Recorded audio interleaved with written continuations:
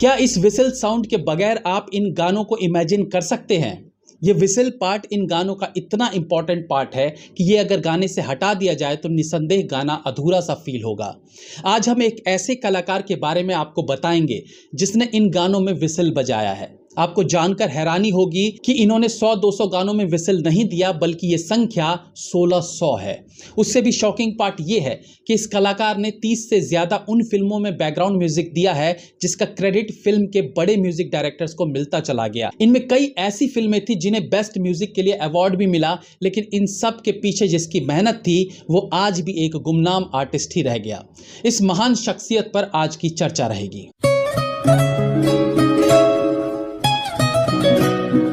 Hindi cinema मतलब music. जब से हिंदी सिनेमा का जन्म हुआ है, म्यूजिक उसका एक अभिन्न अंग रहा है। गीत नहीं है तो फिल्में नहीं। शायद यही कारण है कि हमारे देश में हर साल न केवल सबसे ज्यादा फिल्में बनाई जाती हैं, बल्कि सबसे ज्यादा गाने प्रोड्यूस करने वाला देश भी भारत ही है। एक गाने में अनेकों तरह के इंस्ट्रूमेंट्स का प्रयोग किया जाता है, वो चाहे तबला हो, सितार हो, पियानो, फ्लूट, ड्रम, सैक्सोफोन, तब जाकर एक गीत बनता है। पहले के समय में म्यूजिक डायरेक्टर के नीचे एक म्यूजिक अरेंजर काम किया करता था जो पूरा म्यूजिक बनाता था। अनेकों म्यूजिशियंस गिटार, वायलिन आदि के साथ गाने रिकॉर्ड किया करते थे, लेकिन आज समय बदल चुका है। आज इंस्ट्रूमेंट का साउंड कंप्यूटर सिस्टम पे बैठ के प्रयोग में लाया जा सकता है, सिवाय एक इंस्ट्रूमेंट के, और वो है विसिल। शायद यही कारण है कि करीब 60 साल के नागेश सुरवे आज भी गानों में विसिल बजाते हैं। 40 साल के करियर में उन्होंने 1600 से ज़्यादा गानों में विसिल बजाया है।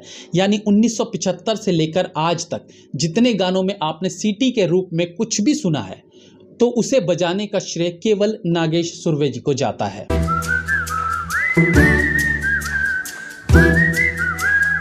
नाना पाटेकर की एक फिल्म थी जिसमें वो आर्मी में होते हैं और एक बार उनकी बटालियन के किसी सोल्जर ने एक लड़की को सीटी बजा के छेड़ दिया था और नाना पाटेकर उसका पता लगाते हैं और फिर सीटी बजाकर छेड़ने के कारण उस सोल्जर को सख्त सजा मिलती है। नॉर्मली हमारे देश में या कहीं भी सीटी बजाना मतलब ये कोई अच्छा काम नहीं है, लेकिन सीटी बजाकर नागेश सुरवे बॉलीवुड गानों में वो खूबसूरती ले आए जिनके बिना वो गाना अधूरा सा रह जाता। नागेश सुरवे का जन्म मुंबई में नाग पंचमी के दिन हुआ था और कहा जाता है कि सीटी जो है वो सांपों की भाषा होती है। तो ये भी एक इत्तेफाकी है कि नाग पंचमी के दिन पैदा होने वाले नागेश सुरवे ने सीटी को ही अपना प्रोफेशन बनाया और नाम और शोहरत कमाया। नागेश सुरवे बताते हैं कि उनके बचपन के दोस्त थे प्यारेलाल, जिन्हें हम लक्ष्मीकांत प्यारेलाल की जोड़ी से जानते हैं। उनके स्कूल के ऊपर रहा करते थे वीर सावरकर, जो इन दिनों भी काफी चर्चा में रहे हैं। इनके अलावा स्कूल में गेस्ट के तौर पर बाला साहब ठाकरे आदि भी आते थे, जो उस वक्त केवल एक कार्टूनिस्ट थे। इनके अलावा एक बड़े म्यूजिक डायरेक्टर भी उन्हीं के एरिया में रहा करते थे, तो उनका बचपन संगीतमय माहौल में गुजरा था।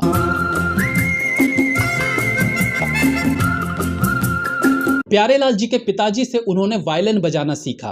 बड़े होने पर वो म्यूजिक डायरेक्टर्स के लिए गानों में वायलिन बजाने का काम करते थे। एक दिन जब उनका म्यूजिक स्केड्यूल कैंसिल हो गया तो सबने पिकनिक का प्लान बनाया, जिसमें नागेश सुरवे के साथ किशोर शर्मा भी थे। किशोर शर्मा म्यूजिक अरेंजर थे जो एस.डी. बर्मन जैसे बड़े म्यूजिक डायरेक्टर्स के लिए म्यूजिक अरेंज करते थे।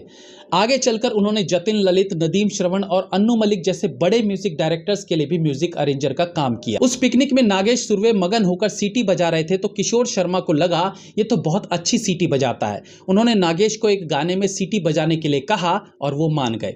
ये कोई रीजनल फिल्म रही थी। पहली बार उन्होंने जिस हिंदी फिल्म में विसल दिया वो फिल्म थी जूली और गाना था दिल क्या करे, जिसमें राजेश रोशन ने म्यूजिक दिया था। हालांकि इससे पहले उन्होंने आविष्कार फिल्म के गाने में भी कुछ काम किया था, लेकिन दिल क्या करे के बाद वो फिल्म इंडस्ट्री में फेमस हो गए। इसके बाद उन्होंने पीछे मुड़कर नहीं देखा और एक समय ऐसा आया जब हर म्यूजिक डायरेक्टर उनकी सीटी का इस्तेमाल अपने गाने में करना चाहता था। एक साल में वो 100 से भी ज्यादा गानों में विसिल देने लगे। एक किस्सा उन्होंने एक पॉडकास्ट के दौरान शेयर किया था जिसमें उन्होंने बताया कि जब सौदागर फिल्म के इलू इलू गाने में उन्होंने विसिल दिया और जब अनुपम खेर ने वो विसिल सुना तो उन्हें यकीन ही नहीं हुआ कि ये इंस्ट्रूमेंट नहीं बल्कि किसी ने सीटी बजाई है। जब उन्हें अच्छे से कंफर्म हो गया कि नहीं ये सीटी ही है तो वो नागेश सुरवे के पास गए और बोले कि मुझे अपना शागिर्द बना लीजिए। इसी प्रकार से एक शो के दौरान जब उस्ताद बिस्मिल्लाह खान ने नागेश सुरवे का विसल सुना तो वो सरप्राइज्ड रह गए। उन्हें भी यकीन नहीं हो रहा था कि ये कोई इंसान मुंह से बजा रहा है। नागेश जी का कहना था कि ये मेरे लिए सबसे बड़ा कॉम्प्लीमेंट था। इसके कुछ साल बाद बाजीगर फिल्म के म्यूजिक की तैयारी चल रही थी। अन्नू मलिक ने नागेश जी को बुलाया और कहा कि मुझे वैसा ही विसल चाहिए जैसा सौदागर में था। नागेश हैरान हो गए और बोले, अरे वो लक्ष्मीकांत प्यारेलाल जी का म्यूजिक है, वो आपको कैसे दे दूं? ऐसे तो बवाल हो जाएगा, आप उनका गाना कैसे चोरी कर सकते हैं? अन्नू मलिक ने फिर कुछ सोचा और कुछ दिन बाद गाना रिकॉर्ड किया, ए मेरे हमसफर, जिसके शुरुआती पार्ट में नागेश सुरवे से विसल करवाया। नागेश जी ने अन्नू मलिक से कहा था कि आप लक्ष्मीकांत प्यारेलाल का गाना कैसे चोरी कर सकते हो? तो अन्नू मलिक ने सौदागर का गाना तो नहीं चुराया, लेकिन कई साल पहले रिलीज्ड लक्ष्मीकांत प्यारेलाल का गाना खूबसूरत हसीना से धुन चुरा के ए मेरे हमसफर गाना जरूर बना लिया। यानी कान इधर से नहीं पकड़ा, लेकिन घुमाकर पकड़ा जरूर। खूबसूरत हसीना ए मेरे हमसफर। ये सिलसिला यहाँ भी खत्म नहीं हुआ और नागेश सुरवे द्वारा विसल किए गए पार्ट पर आगे चलकर अन्नू मलिक ने एक पूरा गाना ही तैयार कर लिया, जो इश्क फिल्म में प्रयोग किया गया।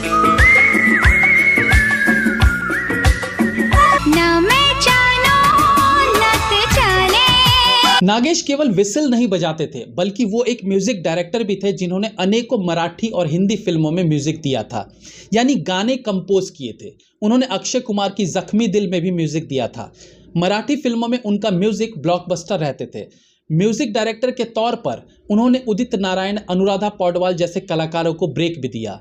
जब वो म्यूजिक डायरेक्टर थे तब उन्होंने अपना नाम नागेश सुरवे से चेंज करके रोहित राज कर लिया था।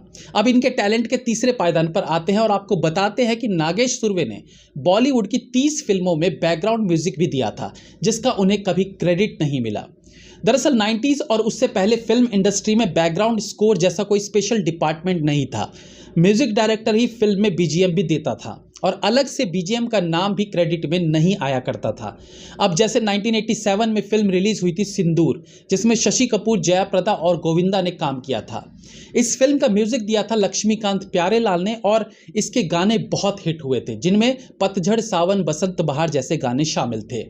उस समय में म्यूजिक डायरेक्टर को ओवरऑल परफॉर्मेंस के लिए अवार्ड मिलते थे या अप्रिशिएट किया जाता था, जिनमें गानों के कंपोजिशन के साथ साथ बीजीएम भी आता था। इस फिल्म के बीजीएम को बेहद पसंद किया गया था, जिसका क्रेडिट लक्ष्मीकांत प्यारेलाल को जाता है, जबकि लक्ष्मीकांत प्यारेलाल ने इसका पूरा बीजीएम बनाने का जिम्मा नागेश सुरवे को दिया था। और यह कोई चोरी वाली बात नहीं थी, ये उन दिनों आम बात थी।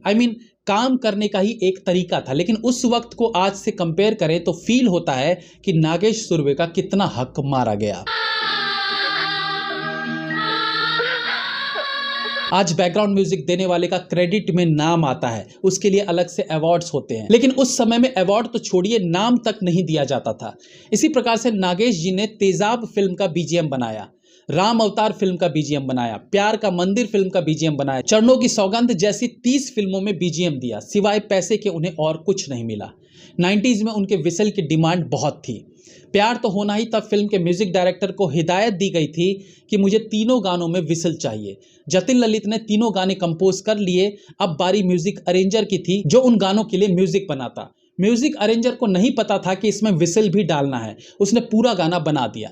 जब फिल्म के प्रोड्यूसर अजय देवगन को पता चला तो उन्होंने अगेन कहा कि विसल तो चाहिए ही। फिर उस म्यूजिक अरेंजर को बड़ी मेहनत करके नागेश सुरवे के विसल के लिए अलग से गाने में जगह बनानी पड़ी। फिल्मों में, गानों में ऐसे ऐसे छुपे हुए आर्टिस्ट होते हैं जिनके बारे में कभी कोई जान ही नहीं पाता। हालांकि आज के समय में तो सेट पर चाय पिलाने वाले का भी नाम क्रेडिट्स में आता है, लेकिन ये उनकी बदकिस्मती ही कहिए कि फिल्म इंडस्ट्री के लिए इतना सारा काम करने के बाद भी आज मुट्ठी भर लोग भी इन्हें नहीं जानते होंगे। और देखा जाए तो फिल्म इंडस्ट्री चलती ही ऐसे है।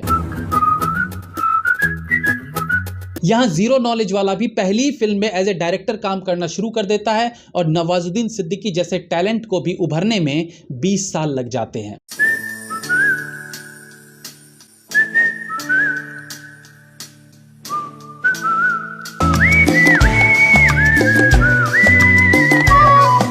हमारी यही कोशिश रहती है कि नागेश सुरवे जैसे कलाकारों के बारे में एटलीस्ट अब लोग जानें और उनके काम के बारे में जानें।